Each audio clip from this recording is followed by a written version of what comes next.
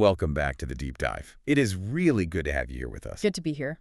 So I want to start today with a feeling, a specific feeling. And it's one I think anyone who does creative work, but especially, anyone who's ever opened up music software knows really, really well. You sit down, you've got your coffee, you're ready, you open up your DAW, Ableton, whatever. You see that grid, that empty grid, and you freeze. The blank canvas paralysis. Yeah, it's a classic. Right. But actually, I think there's something even worse than freezing. Yeah. It's the autopilot. Oh, yeah. You don't freeze. Yeah. Instead, your hands just they gravitate to the same shapes they made yesterday. You draw on the same 4-bar loop. You play the same minor chord. You're not really creating. You're just reflexively filling space. That's the trap, right? The trap of muscle memory. We think of it as this superpower. It lets us play fast, perform without thinking. But it's also a cage. A cage. That's a good word for it. It traps you in what your body already knows how to do. Exactly. And usually when we hit that wall, the instinct is to, buy something new, a new synth, a new plugin. But today we're looking at a stack of sources that suggest a totally different way out. And what's so fascinating to me is that the solution isn't about trying harder. It's about changing the fundamental physics of how you navigate pitch. It really is a shift in physics. We're looking at this concept called Misha, and then this broader, almost philosophical practice that's been dubbed Mishamatics. And just to set the stage here, because I know we have gearheads listening, this might sound like we're about to do a product review of some Eurorack module, but we're not, are we? No, absolutely not. I mean, Misha is a piece of hardware, yes. It's a real thing. But the documents we're analyzing today, they range from technical diagrams to these really beautiful personal journals. Right. And they treat it as a lens. The whole thing's about a philosophy of constraint as care. That phrase really stuck with me, constraint as care, because I'm the kind of person who usually hates constraints.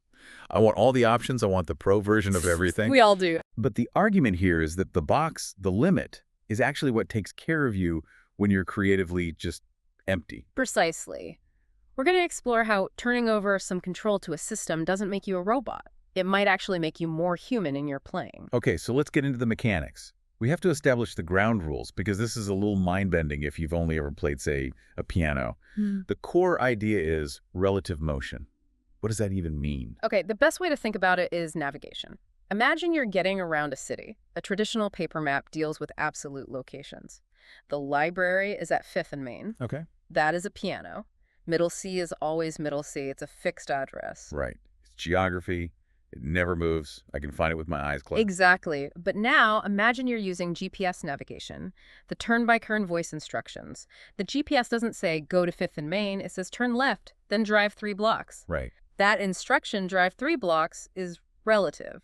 It depends entirely on where you are right now. So if I'm on the north side of town, drive 3 blocks, takes me to a park.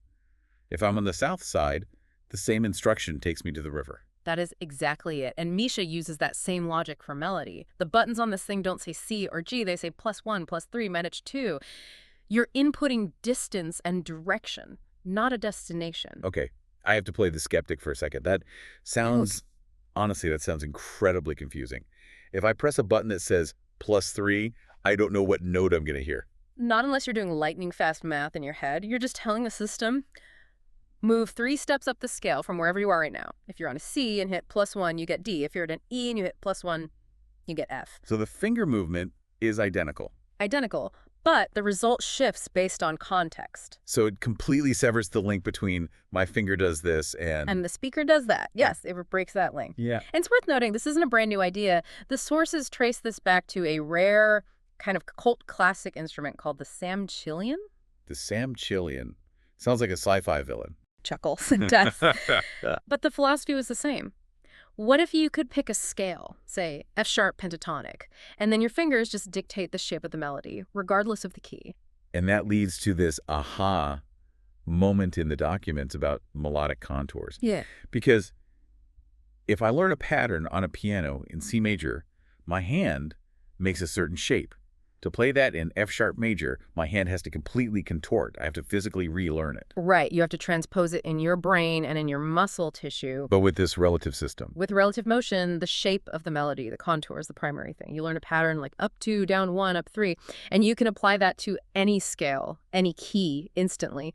The machine does the translation. It's like having a universal translator for your fingers. That's a great way to put it. But here's where it gets tricky, and the sources spend a lot of time on this. This whole concept seems to have a bit of an identity crisis, especially in the world of modular synths where it lives. How so? It occupies what one of our sources calls an awkward middle ground. And this is really important. In electronic music, you generally have two camps. Camp A is total control.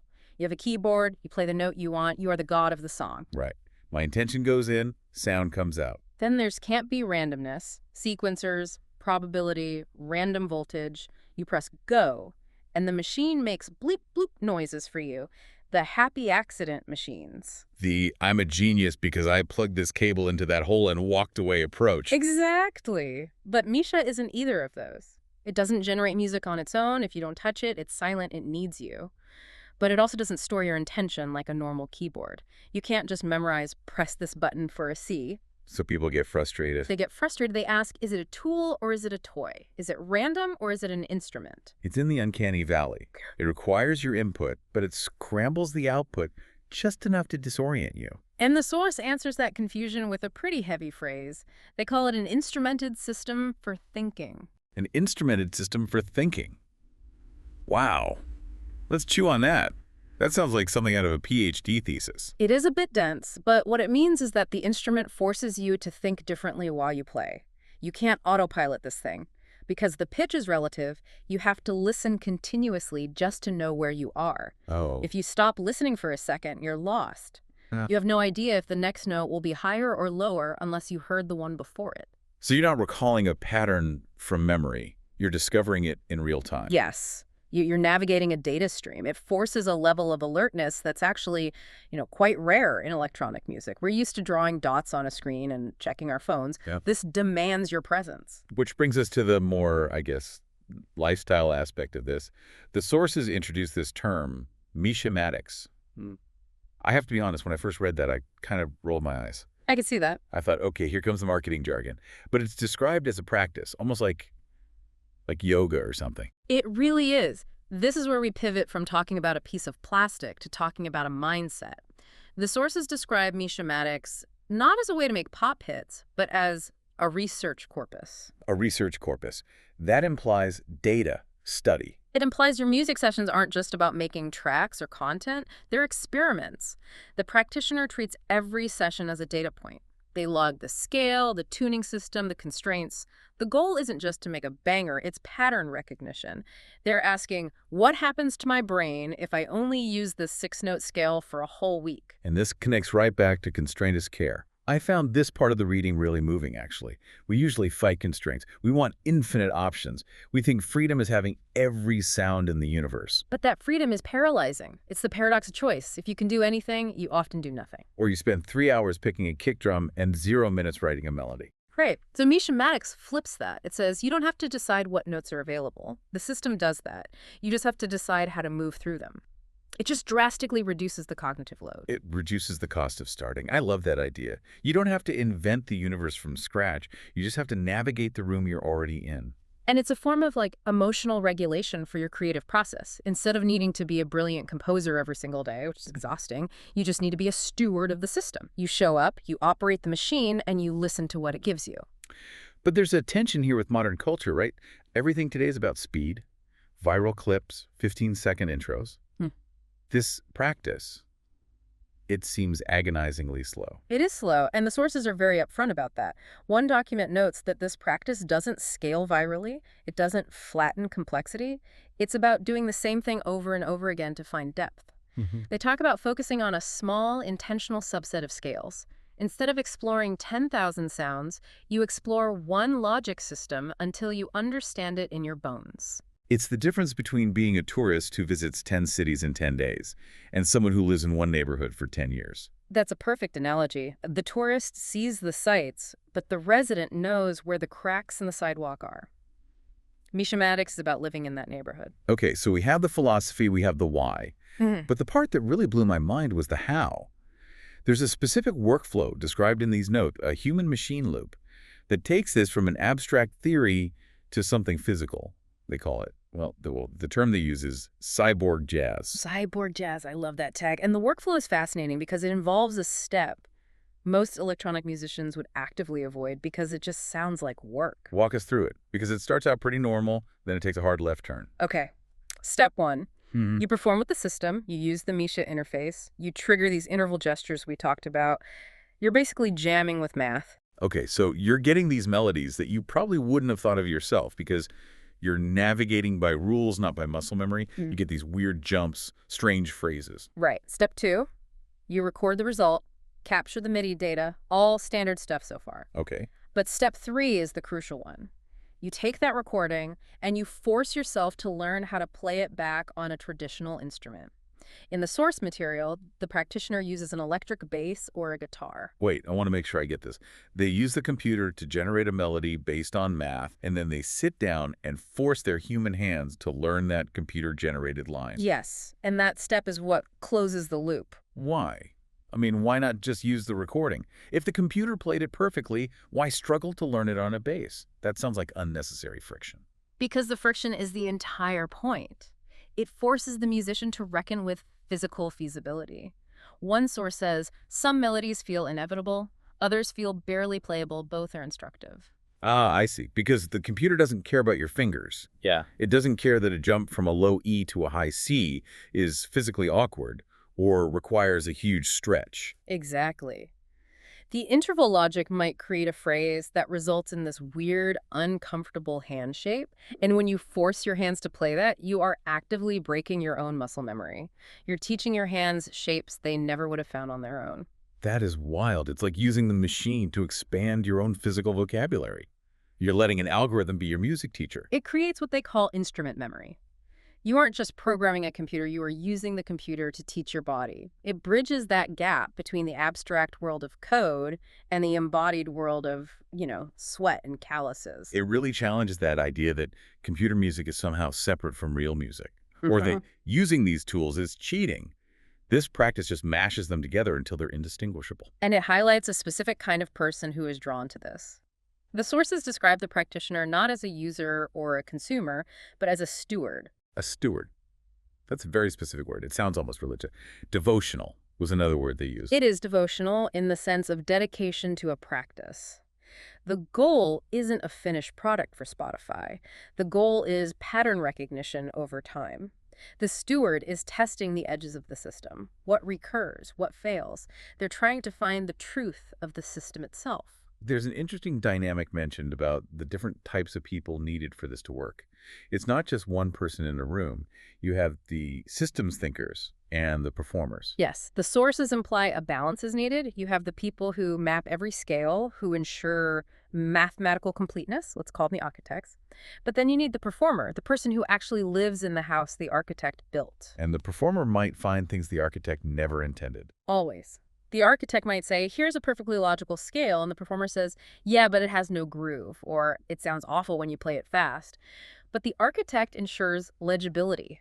That's a key term in the notes, making the system understandable so it can survive. Legibility seems critical if this is going to be more than just a weird experiment. Right. If it's just a mess of code that only one person understands, it dies when they die. If it's a legitimate system, it can be taught, it can be shared, it can be written down, it becomes a language. So speaking of surviving time, let's talk about the future. The vision here is surprisingly humble. Mm-hmm. It's not about Misha taking over the world or replacing the piano. No, not at all.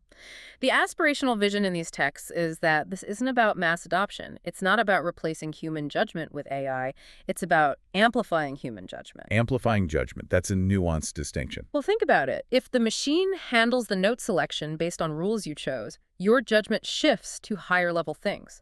Phrasing, rhythm, dynamics, listening. You're conducting the melody, not just typing it. You're making executive decisions, not labor decisions. There's a beautiful line in the notes that I underlined twice.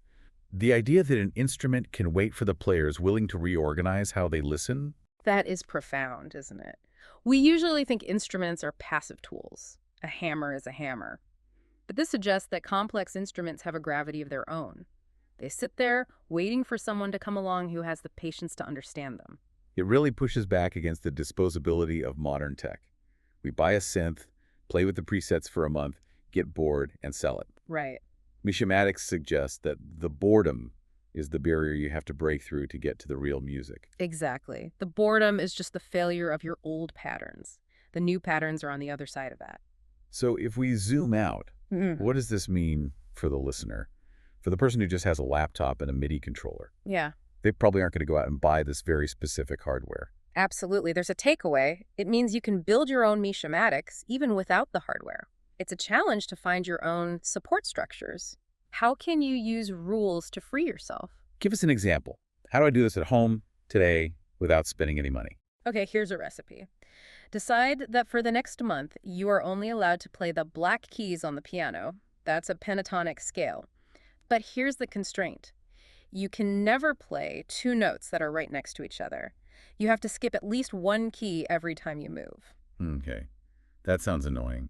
It is annoying at first, but eventually it becomes a support structure. You stop worrying about what key am I in, and you start worrying about how do I make this weird skipping pattern sound musical? You trade the anxiety of infinite choice for the challenge of a specific puzzle. And that puzzle is where creativity lives. That's where the flow state is. It's funny, we started this talking about a piece of hardware buttons and lights, but we've ended up talking about psychology, discipline, and how to trick your brain into being creative again. That's usually how it goes with the most interesting tech. It reflects us back to ourselves.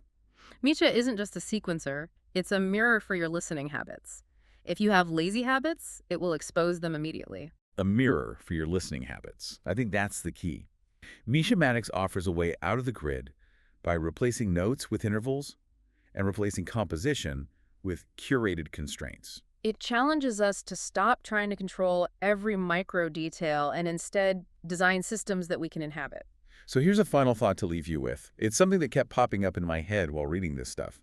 Traditional instruments, the piano, the guitar, they all rely on muscle memory of where notes are, a position in space. Right. Spatial memory, X marks the spot. But this practice, it relies on the memory of how notes move. It's vector memory, direction and distance. It's navigation versus location. Exactly. So if we take that seriously, it raises a huge question. What other musical assumptions are we making just because the interface we use? We think we're making choices, but maybe we're just following the map laid out by a keyboard designed hundreds of years ago. That's the question. We shape our tools, and thereafter, our tools shape us. Maybe the future of music isn't discovering new sounds. Maybe it's discovering new ways of navigating the distance between them. I think that's exactly it. Something to mull over. Huge thanks to the authors of these sources for letting us peek into their practice. It's rare to see such honest documentation of the creative struggle. Indeed. It was a privilege to analyze. Thanks for listening to The Deep Dive. We'll catch you on the next one. Stay curious.